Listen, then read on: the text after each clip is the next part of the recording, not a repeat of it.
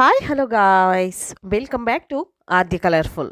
ನಾನು ಸುಮಾ. ಫ್ರೆಂಡ್ಸ್, ಇವತ್ತಿನ ವಿಡಿಯೋದಲ್ಲಿ ತುಂಬಾ ಈಸಿಯಾಗಿ ಟೇಸ್ಟಿಯಾಗಿ ಮಾಡುವಂಥ ಒಂದು ಬಿಸ್ಕತ್ ರೆಸಿಪಿಯನ್ನು ನಿಮ್ಮ ಜೊತೆ ಶೇರ್ ಮಾಡ್ಕೊಳ್ತಾ ಇದ್ದೀನಿ. ಕಡಲೆ ಬೀಜ ಬೆಣ್ಣೆ ಬಿಸ್ಕತ್ತನ್ನು ಒಮ್ಮೆ ತಯಾರಿಸಿ ನೋಡಿ ಫ್ರೆಂಡ್ಸ್, ತುಂಬಾ ಟೇಸ್ಟಿಯಾಗಿ ಆಗುತ್ತೆ ಈ ಒಂದು ಬೆಣ್ಣೆ ಬಿಸ್ಕತ್. ಖಂಡಿತವಾಗ್ಲೂ ಓವನ್ ಇಲ್ಲದೆ ಮೈದಾ ಹಿಟ್ಟು ಇಲ್ಲದೆ ಮಾಡುವಂತಹ ಒಂದು ಬಿಸ್ಕತ್ ರೆಸಿಪಿಯನ್ನು ನಿಮ್ಮ ಜೊತೆ ಶೇರ್ ಮಾಡ್ಕೊಳ್ತಾ ಇದ್ದೀನಿ. ಖಂಡಿತವಾಗ್ಲೂ ತುಂಬಾ ಯಮ್ಮಿಯಾಗಿರುತ್ತೆ ಮತ್ತು ಇದನ್ನು ನೀವು ಒಂದು ತಿಂಗಳವರೆಗೂ ಕೂಡ ಸ್ಟೋರ್ ಮಾಡಿ ಇಡುವಂತಹ ಒಂದು ಬಿಸ್ಕೆಟ್ ಇದು. ಸೊ ಮೊದಲನೇದಾಗಿ ಒಂದು ಪ್ಯಾನಿಗೆ ಒಂದು 2 ಟೇಬಲ್ ಸ್ಪೂನ್ ಆಗುವಷ್ಟು ಕಡಲೆ ಬೀಜವನ್ನು ನಾನು ರೋಸ್ಟ್ ಮಾಡ್ಕೊಳ್ತಾ ಇದ್ದೀನಿ. ಫ್ರೆಂಡ್ಸ್, ನೀವ್ಯಾರಾದ್ರೂ ಫಸ್ಟ್ ಟೈಮ್ ನನ್ನ ಚಾನಲ್ಗೆ ವಿಸಿಟ್ ಮಾಡಿದರೆ ಪ್ಲೀಸ್ ನನ್ನ ಚಾನಲ್ನ ಸಬ್ಸ್ಕ್ರೈಬ್ ಮಾಡ್ಕೊಳ್ಳಿ, ಹಾಗೆ ಲೈಕ್ ಮಾಡಿ ಮತ್ತು ಹೆಚ್ಚೆಚ್ಚು ಶೇರ್ ಮಾಡಿ ಫ್ರೆಂಡ್ಸ್. ಈಗ ಕಡಲೆ ಬೀಜವನ್ನು ನಾವು ಸ್ಟವ್ನ ಲೋ ಫ್ಲೇಮಲ್ಲಿ ಇಟ್ಕೊಂಡು ಇದನ್ನು ರೋಸ್ಟ್ ಮಾಡ್ಕೋಬೇಕಾಗತ್ತೆ. ಕಲರ್ ಸ್ವಲ್ಪ ಚೇಂಜ್ ಆದರೆ ಸಾಕು, ಜಾಸ್ತಿ ಏನು ಬೇಕಾಗೋದಿಲ್ಲ. ನಂತರ ಒಂದು 5ರಿಂದ 6 ಗೋಡಂಬಿಯನ್ನು ಸೇರಿಸ್ಕೊಳ್ತಾ ಇದ್ದೀನಿ. ಅದನ್ನು ಕೂಡ ನಾವು ರೋಸ್ಟ್ ಮಾಡ್ಕೋಬೇಕಾಗುತ್ತೆ. ತುಪ್ಪದಲ್ಲಿ ಬೇಕು ಅಂದರೆ ನೀವು ಹುರಿದು ಕೂಡ ತಗೊಳ್ಬೋದು, ಆದರೆ ತುಪ್ಪದಲ್ಲಿ ಉರಿಯೋದು ಬೇಡ ಅಂತ ನಾನು ಹಾಗೆ ಡ್ರೈ ರೋಸ್ಟ್ ಮಾಡ್ಕೊಳ್ತಾ ಇದ್ದೀನಿ.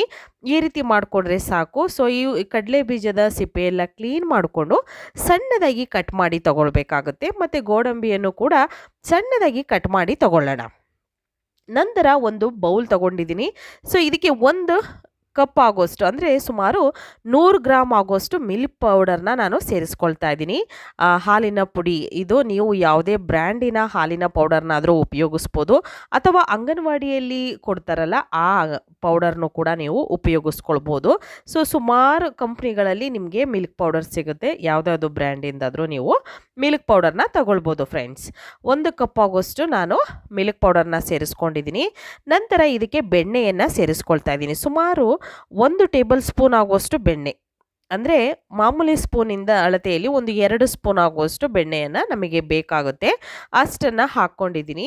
ಸೊ ಈಗ ಬೆಣ್ಣೆ ಹಾಕಿ ನೀಟಾಗಿ ಮಿಕ್ಸ್ ಮಾಡ್ಕೊಳ್ತಾ ಇದ್ದೀನಿ. ತುಪ್ಪ ಅಲ್ಲ, ಬೆಣ್ಣೆ. ಓಕೆ, ಸೊ ಇದು ಬೆಣ್ಣೆ ಬಿಸ್ಕತ್ ಆಗಿರೋದ್ರಿಂದ ಬೆಣ್ಣೆಯನ್ನು ಸೇರಿಸ್ಕೊಳ್ತೀನಿ. ನೀವು ಇಲ್ಲ ತುಪ್ಪ ಹಾಕ್ಕೊಳ್ತೀವಿ ಅಂದರೆ ಖಂಡಿತ ತುಪ್ಪ ಕೂಡ ಉಪಯೋಗಿಸ್ಕೊಳ್ಬೋದು.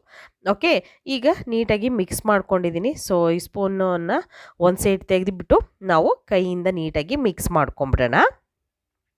ತುಂಬಾ ಈಸಿಯಾಗಿ ಮಾಡ್ಕೊಳ್ಳುವಂಥ ಬಿಸ್ಕತ್ ಇದು, ಮತ್ತು ಓವನ್ ಕೂಡ ಉಪಯೋಗಿಸ್ದಲೇ ನಾವು ಮಾಮೂಲಿಯಾಗಿ ಇದನ್ನು ಹೇಗೆ ನಾವು ಫ್ರೈ ಮಾಡ್ಕೋಬೋದು, ಅಥವಾ ಎಣ್ಣೆ ತುಪ್ಪ ಯಾವುದರಲ್ಲೂ ಕೂಡ ಡೀಪ್ ಫ್ರೈ ಮಾಡ್ದಲೇ ನಾವು ಬಿಸ್ಕತ್ನ ತಯಾರಿಸ್ಕೊಳ್ಬೋದು. ಓಕೆ, ಸೊ ಈಗ ಚೆನ್ನಾಗಿ ಮಿಕ್ಸ್ ಮಾಡ್ಕೊಂಡಿದ್ದೀನಿ. ಮಿಕ್ಸ್ ಆಗಿದೆ. ಈ ರೀತಿಯಾಗಿ ಮಿಕ್ಸ್ ಆದ ನಂತರ ಇದಕ್ಕೆ ನಾವು ಸಕ್ಕರೆ ಪೌಡರ್ನ ಸೇರಿಸ್ಕೊಳ್ಳೋಣ. 1 ಕಪ್ ಆಗೋಷ್ಟು ಸಕ್ಕರೆ ಪುಡಿಯನ್ನು ಹಾಕ್ಕೊಂಡಿದ್ದೀನಿ. ನೋಡಿ, 1 ಕಪ್ಪು ಸಕ್ಕರೆ ಪುಡಿಯನ್ನು ಸೇರಿಸ್ಕೊಳ್ತಾ ಇದ್ದೀನಿ. 1 ಕಪ್ಪು ಮಿಲ್ಕ್ ಪೌಡರ್, ಹಾಗೆ ಅದಕ್ಕೆ 1 ಕಪ್ ಸಕ್ಕರೆ ಪುಡಿಯನ್ನು ಹಾಕ್ಕೊಳ್ತಾ ಇದ್ದೀನಿ. ಅಯ್ಯೋ, ಜಾಸ್ತಿ ಸ್ವೀಟ್ ಆಗುತ್ತೆ ಅನ್ಕೋಬೇಡಿ, ಖಂಡಿತವಾಗ್ಲೂ ಆಗೋದಿಲ್ಲ. ಈಗ ಮಿಕ್ಸ್ ಮಾಡ್ಕೊಳ್ಳೋಣ. ಈ ರೀತಿಯಾಗಿ ನಾನು ಕೈಯಲ್ಲಿ ಸಾಫ್ಟಾಗಿ ಅದನ್ನು ಮಿಕ್ಸ್ ಮಾಡಿಕೊಂಡು ತಗೊಳ್ತಾ ಇದ್ದೀನಿ. ನೀವು ಯಾವುದೇ ಥರದ ಬಿಸ್ಕೆಟ್ನು ಕೂಡ ತಯಾರಿಸ್ಕೊಳ್ಬೋದು. ತುಂಬಾ ಈಸಿಯಾಗಿ ಗೋಧಿ ಹಿಟ್ಟಲ್ಲಿ ಮಾಡುವಂಥ ಬಿಸ್ಕೆಟ್ ಹೇಗೆ ತಯಾರಿಸೋದು ಅಂತ ಆಲ್ರೆಡಿ ನಾನು ವಿಡಿಯೋದಲ್ಲಿ ಶೇರ್ ಮಾಡಿದ್ದೀನಿ, ನೀವು ಕೂಡ ಅದನ್ನು ನೋಡಿ ಮಾಡ್ಕೋಬೋದು. ನಂತರ ಇಲ್ಲಿ ಒಂದು ಅರ್ಧ ಕಪ್ ಆಗುವಷ್ಟು ನಾನು ಗೋಧಿ ಹಿಟ್ಟನ್ನು ಸೇರಿಸ್ಕೊಳ್ತಾ ಇದ್ದೀನಿ. ಬೇಕು ಅಂತಂದರೆ ನೀವು ಮೈದಾ ಹಿಟ್ಟನ್ನು ಇದಕ್ಕೆ ಹಾಕ್ಕೊಳ್ಬೋದು, ಬಟ್ ನನಗೆ ಮೈದಾ ಹಿಟ್ಟು ಬೇಡ ಅನ್ನೋದಕ್ಕೋಸ್ಕರ ನಾನು ಗೋಧಿ ಹಿಟ್ಟನ್ನು ಸೇರಿಸ್ಕೊಂಡಿದ್ದೀನಿ. ಬೇಕು ಅಂದರೆ ನೀವು ಮೈದಾ ಹಿಟ್ಟನ್ನು ಹಾಕ್ಕೊಳ್ಳಿ, ಇಲ್ಲ ಅನ್ನೋದಾದರೆ ಗೋಧಿ ಹಿಟ್ಟು ಆರೋಗ್ಯಕ್ಕೆ ತುಂಬಾ ಒಳ್ಳೆಯದು. ಅದಕ್ಕೋಸ್ಕರ ಗೋಧಿ ಹಿಟ್ಟನ್ನು ಹಾಕ್ಕೊಂಡ್ರೂ ಕೂಡ ಸೂಪರಾಗಿ ಬಿಸ್ಕೆಟ್ ಬರುತ್ತೆ.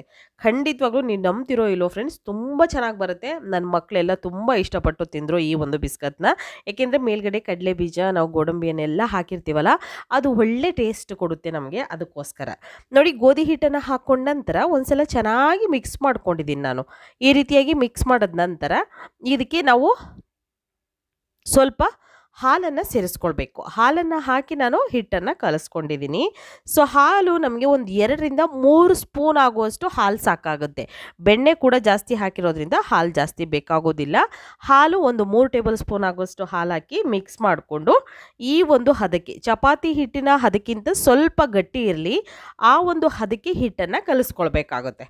ಓಕೆ, ಸೊ ಈಗ ಹಿಟ್ಟು ರೆಡಿಯಾಗಿದೆ. ಇದನ್ನು ಸ್ವಲ್ಪ ನಾವು ನಾದ್ಕೋಬೇಕಾಗುತ್ತೆ, ಚೆನ್ನಾಗಿ ಸಾಫ್ಟಾಗಿ ಆಗಬೇಕಲ್ಲ, ಅದಕ್ಕೋಸ್ಕರ ಇದನ್ನು ನೀವೇನು 5 ನಿಮಿಷ 10 ನಿಮಿಷ ರೆಸ್ಟಿಗೆ ಇಡಬೇಕು ಅಥವಾ ಫ್ರಿಡ್ಜಿಗೆ ಇಡಬೇಕು ಆ ಥರದ್ದೇನೂ ಇಲ್ಲ. ದಿಢೀರಾಗಿ ನೀವು ಈ ಒಂದು ಬಿಸ್ಕೆಟನ್ನು ತಯಾರಿಸ್ಕೊಳ್ಬೋದು. ಈಗ ಸ್ವಲ್ಪ ಇದನ್ನು ನಾದ್ಕೊಳ್ತಾ ಇದ್ದೀನಿ. ಈ ರೀತಿ ನಾನು ಸ್ವಲ್ಪ ಕೈಗೆ ಎಣ್ಣೆ ಅಥವಾ ತುಪ್ಪವನ್ನು ಹಚ್ಚಿ ನಾದ್ಕೊಳ್ಳಿ. ಕೈಗೇನು ಅಂಟ್ಕೊಳ್ಳೋದಿಲ್ಲ. ಮಿಲ್ಕ್ ಪೌಡರ್ ಇರೋದ್ರಿಂದ ಅದು ತುಂಬಾ ನೀಟಾಗಿ ಬಂದ್ಬಿಡುತ್ತೆ. ಸೊ ನೋಡಿ, ಈಗ ಚೆನ್ನಾಗಿ ಇದನ್ನು ನಾದ್ಕೊಂಡಿದ್ದೀನಿ. 1 ಸೆಕೆಂಡ್ವರೆಗೂ ನಾದ್ಕೊಳ್ಳಿ. ಜಾಸ್ತಿ ಅಂದರೆ ನೀವು 1 ನಿಮಿಷ 2 ನಿಮಿಷದವರೆಗೂ ಏನು ನಾದೋದು ಬೇಡ. 1 ಸೆಕೆಂಡ್ ಸಾಕು, ನಾದ್ಕೊಂಡ್ರೆ ಸಾಕು, ನೀಟಾಗಿ ಬಂದ್ಬಿಡುತ್ತೆ. ಓಕೆ, ಸಾಫ್ಟಾಗಿ ಫಸ್ಟೇ ಕಲಿಸ್ಬೇಕಾದ್ರೆ ನಾವು ಸಾಫ್ಟಾಗಿ ಕಲಿಸಿರ್ತೀವಲ್ಲ, ಸೊ ಹಾಗಾಗಿ ತೊಂದರೆ ಇಲ್ಲ. ಓಕೆ, ಈಗ ನಾವು ಚೆನ್ನಾಗಿ ಇದನ್ನು ಸ್ವಲ್ಪ ದಪ್ಪನೇ ಇರಲಿ, ತೀರ ತೆಳ್ಳಗೇನು ಲಟ್ಟಿಸ್ಕೊಳ್ಳೋದು ಬೇಡ, ಸ್ವಲ್ಪ ದಪ್ಪ ಇರಲಿ. ಬಿಸ್ಕೆಟ್ ದಪ್ಪ ಇದ್ದರೆ ಸಾಕು. ಯಾಕೆಂದರೆ ಇದಕ್ಕೆ ನಾವು ಬೇಕಿಂಗ್ ಪೌಡರ್ ಅಥವಾ ಬೇಕಿಂಗ್ ಸೋಡಾ ಯಾವುದನ್ನು ಕೂಡ ಆ್ಯಡ್ ಮಾಡಿಲ್ಲ ಈ ಒಂದು ಬಿಸ್ಕೆಟಿಗೆ. ಓಕೆ, ಸೊ ತೀರ ಉಬ್ಬಿ ಬರುತ್ತೆ ಅನ್ನೋದು ಇಲ್ಲವೇ ಇಲ್ಲ. ಇದೇ ರೀತಿಯಾಗಿ ಬರುತ್ತೆ, ಸ್ವಲ್ಪ ಉಬ್ಬಿ ಬರುತ್ತೆ. ಓಕೆ, ಜಾಸ್ತಿ ಉಬ್ಬಿ ಬರುತ್ತೆ ಅಂತ ಹೇಳಲ್ಲ ನಾನು, ಸ್ವಲ್ಪ ಉಬ್ಬಿ ಅಂತೂ ಬಂದೇ ಬರುತ್ತೆ.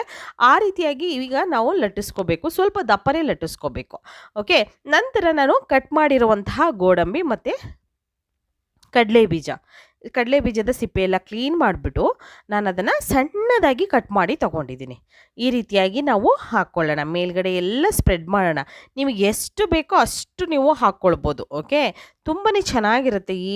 ಮಕ್ಕಳಿಗೆಲ್ಲರಿಗೂ ತುಂಬಾ ಇಷ್ಟ ಆಗುವಂಥ ಒಂದು ಬಿಸ್ಕೆಟ್ ಇದು.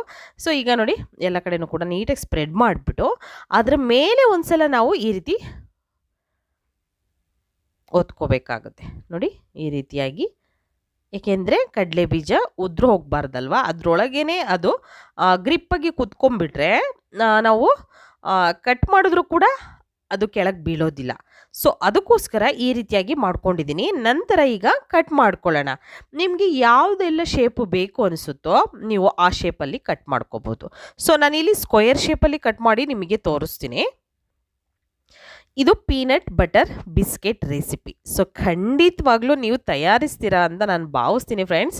ಯಾರೆಲ್ಲ ತಯಾರಿಸ್ತೀರೋ ಹೇಗೆ ಬಂತು ಅಂತ ತಪ್ಪದೆ ಕಾಮೆಂಟ್ ಸೆಕ್ಷನಲ್ಲಿ ತಿಳಿಸೋದಂತೂ ಮರಿಬೇಡಿ. ಓಕೆ, ಈಗ ಈ ರೀತಿ ನಾನು ಕಟ್ ಮಾಡ್ಕೊಳ್ತಾ ಇದ್ದೀನಿ.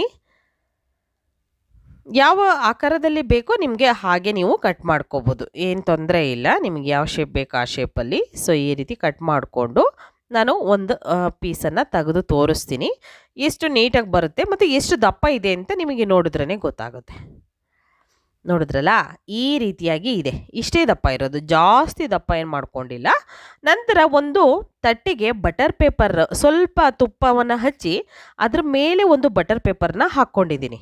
ಬಟರ್ ಪೇಪರ್ನ ಹಾಕಿ ಇವಾಗ ನಿಧಾನವಾಗಿ ಈ ಬಿಸ್ಕೆಟ್ಸ್ನ ತೆಗೆದಿಟ್ಕೊಳ್ಳೋಣ. ಆಯಿತಾ, ನಿಧಾನವಾಗಿ ತೆಗೆದುಬಿಟ್ಟು ನಾವು ಈ ತಟ್ಟೆಯಲ್ಲಿ ಜೋಡಿಸ್ಕೊಳ್ಳೋಣ. ನೋಡಿದ್ರಲ್ಲ, ಈ ರೀತಿಯಾಗಿ ತಟ್ಟೆಗೆ ಜೋಡಿಸಿದ್ದೀನಿ. ಸೊ ಇದನ್ನು ಒಂದು ಸೈಡ್ ತೆಗೆದಿಟ್ಕೊಂಡಿದ್ದೀನಿ. ಒಂದು ಕುಕ್ಕರ್ ತೊಗೊಂಡಿದ್ದೀನಿ. ಕುಕ್ಕರಿಗೆ ಇವಾಗ ಒಂದು ಸ್ಟ್ಯಾಂಡನ್ನು ಇಟ್ಬಿಟ್ಟು ನಾವು ಸ್ವಲ್ಪ ಉಪ್ಪನ್ನು ನಾವು ಹಾಕ್ಕೊಳ್ತಾ ಇದ್ದೀವಿ. ಪುಡಿ ಉಪ್ಪು ಎಷ್ಟು ಅಂದರೆ ಸುಮಾರು 1 ಟೇಬಲ್ ಸ್ಪೂನ್ ಆಗುವಷ್ಟು, ಒಂದು ಸ್ಪೂನ್ ಅಲ್ಲ, 1 ಟೇಬಲ್ ಸ್ಪೂನ್ ಆಗುವಷ್ಟು ಪುಡಿ ಉಪ್ಪನ್ನು ಹಾಕ್ಬಿಟ್ಟು ನಂತರ ಈ ಬಿಸ್ಕೆಟ್ ತಟ್ಟೆಯನ್ನು ಅದರೊಳಗೆ ಇಟ್ಟು ಈಗ ಲಿಡ್ಡನ್ನು ಕ್ಲೋಸ್ ಮಾಡಿ ಸುಮಾರು ಒಂದು 5ರಿಂದ 10 ನಿಮಿಷ ಟೈಮ್ ಬೇಕಾಗುತ್ತೆ. 10 ನಿಮಿಷದಲ್ಲಿ ಈ ರೀತಿಯಾಗಿ ಕ್ರಿಸ್ಪಿಯಾಗಿರುವಂತಹ ಗರಿಗರಿಯಾಗಿರುವಂತಹ ಒಂದು ಕಡಲೆ ಬೀಜ ಬೆಣ್ಣೆ ಬಿಸ್ಕತ್ ರೆಡಿ ಆಗುತ್ತೆ. ಓಕೆ, 10 ನಿಮಿಷ ಬೇಯಿಸಿದ್ರೆ ಸಾಕು, ಜಾಸ್ತಿ ಏನು ಟೈಮ್ ತೊಗೊಳ್ಳೋದಿಲ್ಲ. ಸೊ ಈಗ ಈ ಬಿಸ್ಕೆಟ್ ಆಗಿದೆ ನೋಡ್ಬೋದು. ನಾವು ಒಂದು ತೆಗೆದು ಕೂಡ ತೋರಿಸ್ತಾ ಇದ್ದೀನಿ ನಿಮಗೆ. ಸುಡ್ತಾ ಇದೆ, ಸೊ ಅದನ್ನು ಕೈಯಲ್ಲೂ ಕೂಡ ಇಟ್ಕೊಳಕ್ಕಾಗ್ತಿಲ್ಲ, ಅದಕ್ಕೋಸ್ಕರ. ಸೊ ಈಗ ಈ ಬೆಣ್ಣೆ ಬಿಸ್ಕೆಟ್ ರೆಡಿಯಾಗಿದೆ ಫ್ರೆಂಡ್ಸ್. ನೀವು ಕೂಡ ಮನೆಯಲ್ಲಿ ತಯಾರಿಸಿ ಹೇಗೆ ಬಂತು ಅಂತ ತಪ್ಪದೆ ಕಾಮೆಂಟ್ ಸೆಕ್ಷನಲ್ಲಿ ತಿಳಿಸಿ. ಇವತ್ತಿನ ವಿಡಿಯೋ ಸ್ವಲ್ಪನಾದರೂ ಇಷ್ಟ ಆಗಿದೆ ಚಾನಲ್ನ ಸಬ್ಸ್ಕ್ರೈಬ್ ಮಾಡ್ಕೊಳ್ಳಿ, ಲೈಕ್ ಮಾಡಿ ಮತ್ತು ಹೆಚ್ಚೆಚ್ಚು ಶೇರ್ ಮಾಡಿ. ಇವತ್ತಿನ ವಿಡಿಯೋನ ಇಲ್ಲಿಗೆ ಮುಗಿಸ್ತಾ ಇದ್ದೀನಿ. ಮತ್ತೆ ಇನ್ನೊಂದು ಹೊಸ ವಿಡಿಯೋ ಜೊತೆ ಬರ್ತೀನಿ. ಅಲ್ಲಿವರೆಗೂ take care, bye, see you.